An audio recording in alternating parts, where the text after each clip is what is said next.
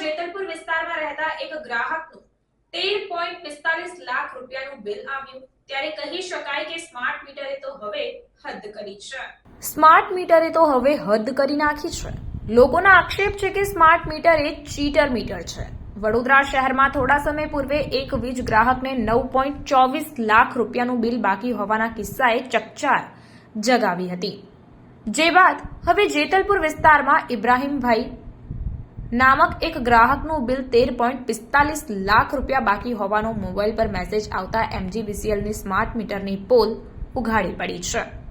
વડોદરા શહેરમાં છેલ્લા ઘણા સમયથી MGVCL દ્વારા લગાવવામાં આવેલા નવા સ્માર્ટ મીટરનો વિરોધ કરવામાં આવી રહ્યો છે, જે આજે પણ યથાવત જોવા મળ્યો। લોકોના વિરોધ બાદ સરકારે હાલ સ્માર્ટ મીટર લગાવવા ઉપર બ્રેક તો મારી, પરંતુ જે લોકોના ઘરોમાં સ્માર્ટ મીટર લાગ્યા છે તેવા લોકોને પડતા પર પાટું જેવો ઘાટ સર્જાયો છે। દર 2-3 દિવસે રિચાર્જ પૂરું થઈ જતું હોવાનું લોકો કહી રહ્યા છે અને તેની સરખામણીએ આ સ્માર્ટ મીટરના કારણે બમણું બિલ આવવા લાગ્યું છે।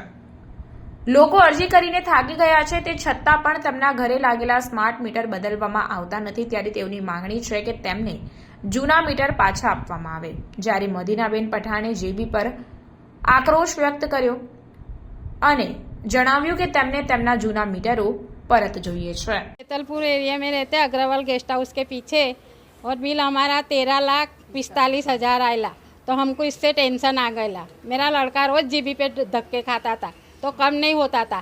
आज सब आए तो मीडिया वाले ने सब न्यूज़ के लिए तो आज कम हुआ है। तो हमको तो स्मार्ट मीटर चाहिए ही नहीं, हमको हमारा जूना मीटर चाहिए। सभी का विरोध है स्मार्ट मीटर का, क्या कहना चाहोगे? हमको चाहिए ही नहीं ने, हम तो ना ही बोलते, हमको तो हमारा जूना, हमारा 2500-2600 ऐसा लाइट बिल आता था 2 महीने का, और ये 13,45,000 लगा दिया तो हम कहाँ से लावे? हम गरीब इंसान है, मेरा लड़का एक कमाने वाला, इसकी 4 लड़कियां है, हम बुढ़ा बुढ़ी को संभालता है, फिर हम वो कहाँ से भरेगा इतना सारा?